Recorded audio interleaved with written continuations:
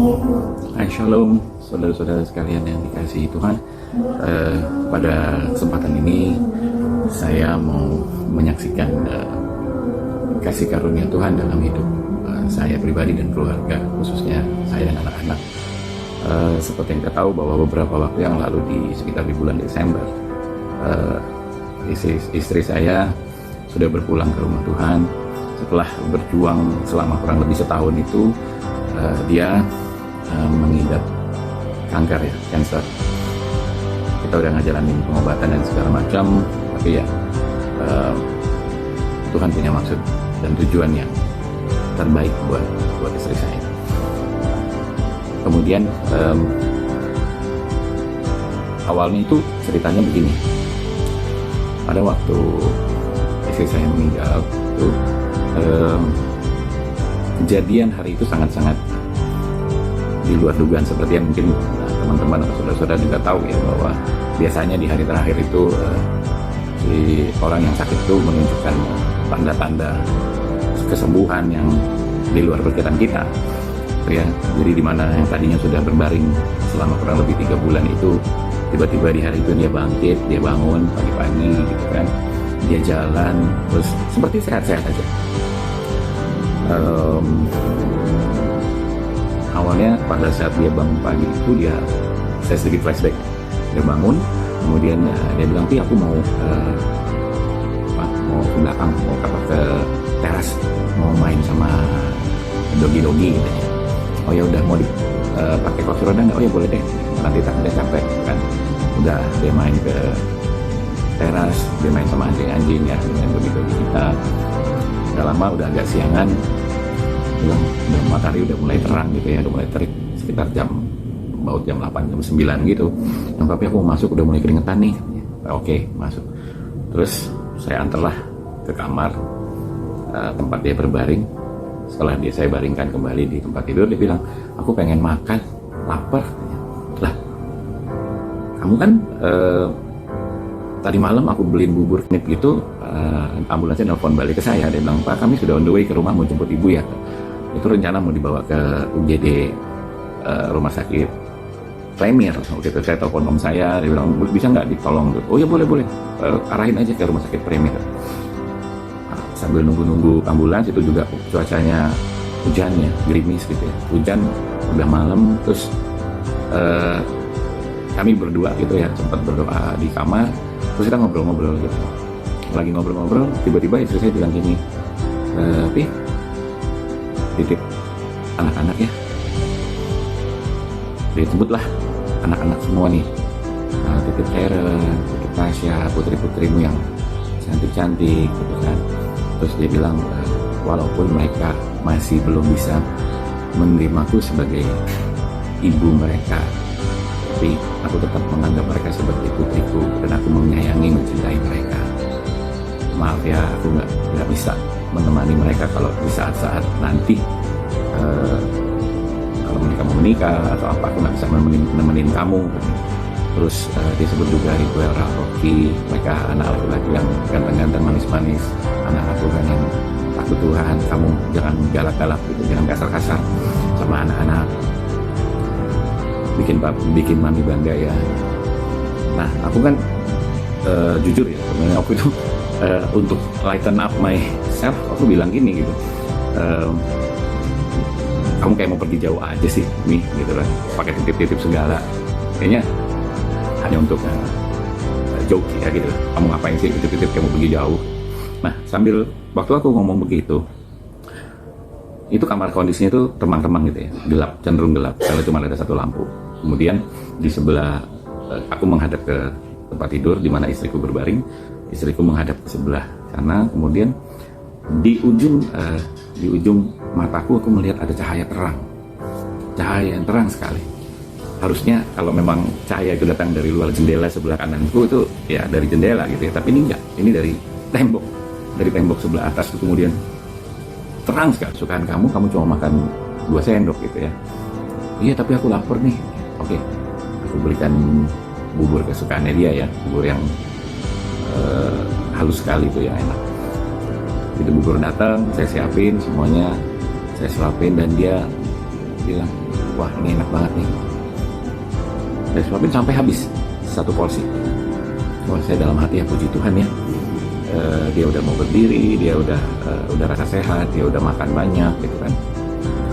Kemudian siang hari ada tim doa dari gereja dengan gembala kul kami itu Ibu Lina bersama tim, ada bersama juga dengan pastor datang mengunjungi dan mendoakan istri saya.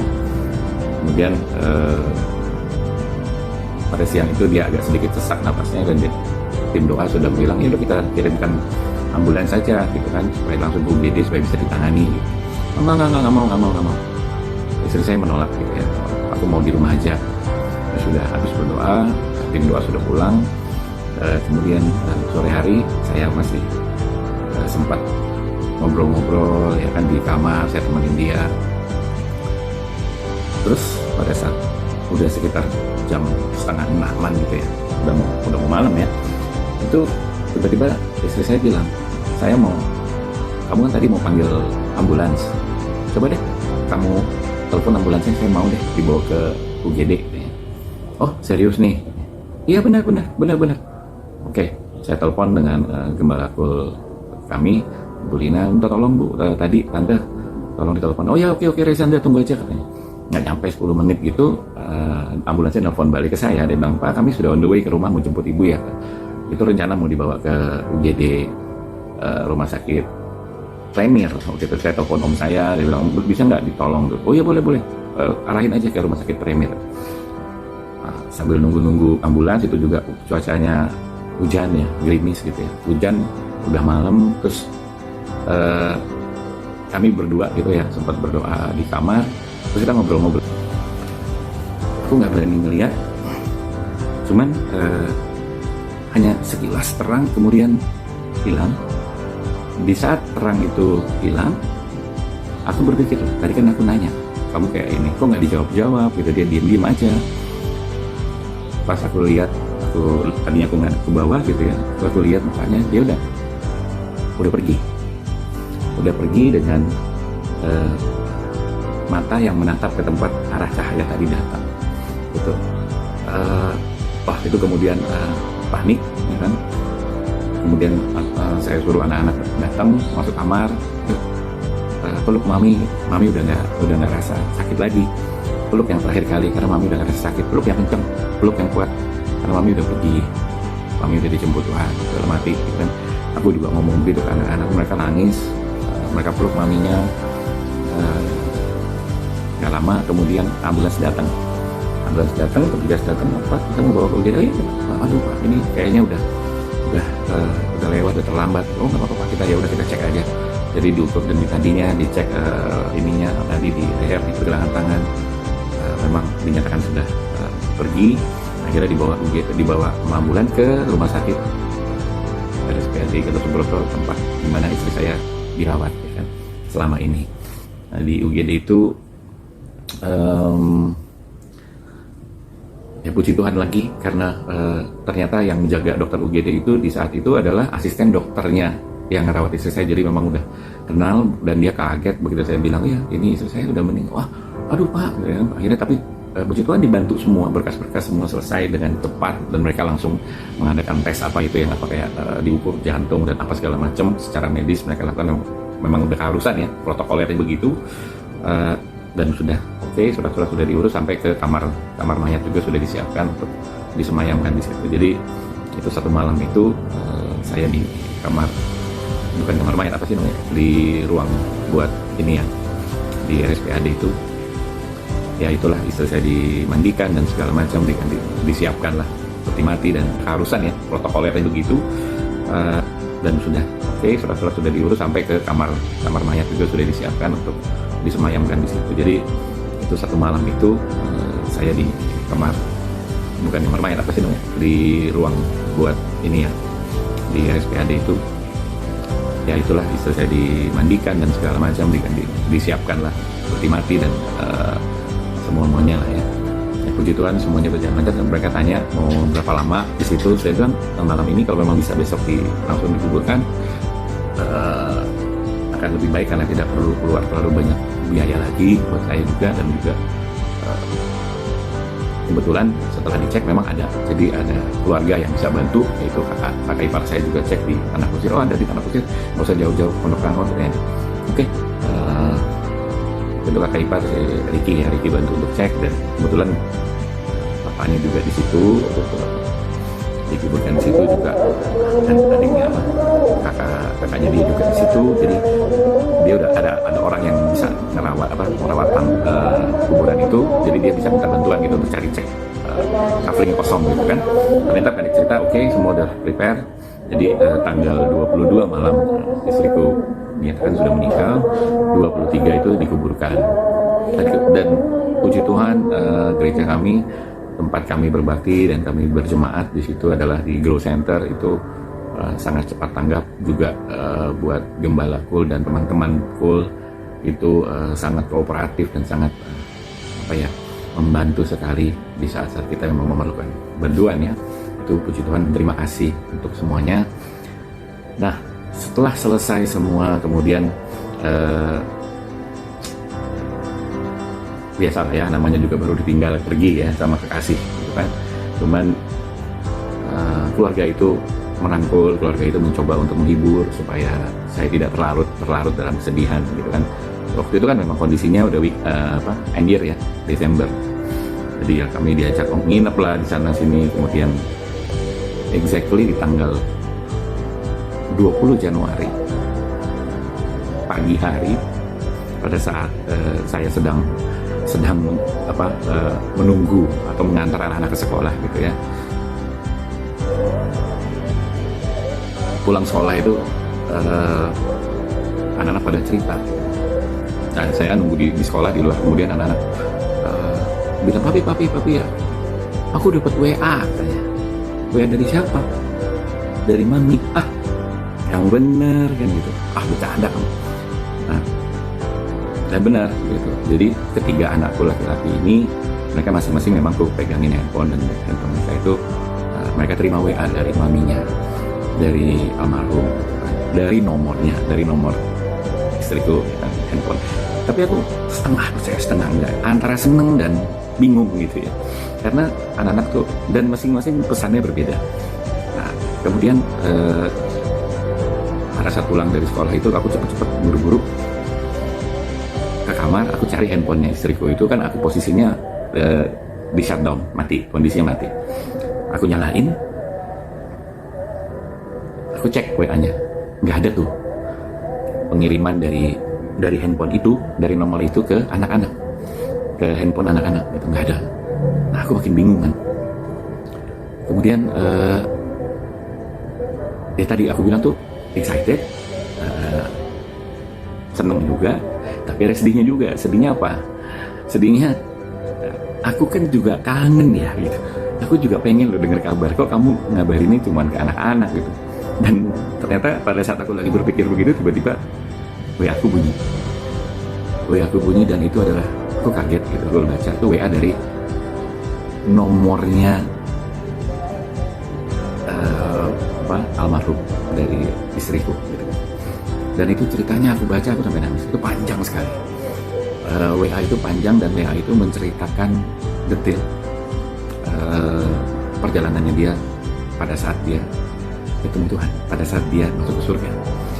Ada satu hal yang saya belajar di situ, yang saya bersyukur. Satu, itu konfirmasi bahwa yes, there is a heaven. Itu konfirmasi bahwa yes, surga itu ada. Yang kedua, aku bersyukur istriku itu masuk ke surga gitu. Nggak ada neraka gitu kan. Itu puji Tuhan banget aku dapat itu. Tapi ya biasa ya, kita manusia juga, walaupun kita juga hidup dengan iman, tapi segala sesuatu kita harus ukur juga gitu ya. Kita berpikir dengan hikmat dan juga dengan logika. Jadi untuk menerima WA yang quote unquote WA dari kubur gitu kan, aku tanya ke teman-teman gitu kan, aku tanya ke teman-teman yang IT, coba tolong di trace back apakah ada jejak pengiriman WA dari nomornya ini gitu kan. Aku sampai ke beberapa teman, itu ada yang di salah satu provider gitu ya, sama yang dari Kominfo juga kerjanya di sana, jadi mereka bisa trace back, bisa cari tracking gitu kan. Saya nggak ngerti lah caranya. Tapi kesimpulannya, at the end, saya kasih handphonenya, mereka cek sana sini. Wah, saya nggak ngerti cara ngeceknya gimana. Tiba-tiba mereka bisa end up dengan satu conclusions, there is no track, nggak ada jejak digital. Kalau orang bilang jejak digital ya, dari handphone tersebut atau dari nomor tersebut ke handphone aku, ke handphone saya. Aku bilang, wow, itu luar biasa ya. Aku pikir ini nggak bisa masuk akal juga gitu. Aku masih galau gitu. Aku sampai akhirnya cerita ke kakakku, karena buatku kan dia kakak, dia lebih berpengalaman, dia lebih wise, dan dia itu juga kerja dan dia melayani Tuhan juga gitu kan. Dan tanya, kan aku dapat cerita WA dari gini, anak juga dapat gini. Nah itu aku kaget karena maksudnya tanggapannya itu ya you know lah, kalau ya maksudnya malah agak dalam tanda kutip mungkin agak setengah kecewa dan marah mungkin kali ya, atau ya justru dia mau memprotektif aku gitu. Memang jangan, hati-hati ya, nanti takutnya ada hacker atau WA-nya digandakan lah atau apalah. Ya oke, thank you buat masukannya aku bilang. Tapi ya itu maksudnya untuk melindungi, menjaga supaya kita juga nggak makin sayang sama kita semua. Dan itu konfirmasi bahwa surga itu ada, kemudian itu konfirmasi Yesus dan kerajaan sorga itu ada. Dan yang sangat saya syukuri adalah istriku ada bersama-sama dengan dia di surga. Oke guys, semoga bisa memberikan kekuatan, penghiburan buat semua. Tuhan Yesus memberkati. God bless you. Aku juga ada loh, orang-orang yang aku kasihi yang udah pass away, yang udah pergi. Aku pengen loh dapat kabar dari mereka, tapi kok mereka nggak hubungin aku. Tapi kamu bisa terima WA itu gitu, WA dari istrimu itu, WA dari kubur itu, dalam tanda kutip. Wow, aku bilang, wah gimana ya, gue nggak bisa jelasin, aku bilang. Nah untuk lebih dalam lagi aku akhirnya cerita ke temenku ya, Cool Pastor waktu itu kebetulan beralih, karena tadinya aku di salah satu cool yang besar, yang cool besar ini sudah menelurkan beberapa cool kecil, dan aku akhirnya masuk di satu cool yang Cool Pastornya itu jadi menjadi sahabat, menjadi teman, menjadi apa ya, pembimbing rohani juga ya. Mr. Douglas ya, Mr. Douglas itu yang akhirnya aku cerita, coba ya katanya bro, waduh ini luar biasa banget, ini kasih karunia Tuhan nih, coba hubungin aku, coba minta tolong ya, kamu bisa nggak konseling katanya, kamu tanya lebih jelasnya ke pendeta deh katanya. Anda Douglas itu ngarahin aku untuk ketemu dengan Pastor Monty aja katanya. Oke, aku coba dikasih nomornya Growth Center, kemudian diarahkan untuk konseling ke Pastor Monty. Dan satu pagi esokannya aku ditelepon, kita ngobrol banyak dan aku cerita semua ke Pastor Monty bilang, this is kasih karunia Tuhan, karena sepanjang perjalanan beliau berkarir atau melakukan konseling hanya sedikit sekali, mungkin hanya 3 atau 4 kali kejadian bahwa orang itu dihubungi dari alam maut gitu kan. Ada yang bentuknya apa kayak bayangan, ada yang bentuknya kayak mimpi, ada yang bentuknya terima SMS atau miss call dari handphone yang almarhumnya gitu. Nah ini baru pertama kali kejadian ada WA, isi ceritanya yang sangat jelas dan lengkap itu dari handphone dari almarhum. Jadi kalau kita bilang WA dari kubur gitu kan.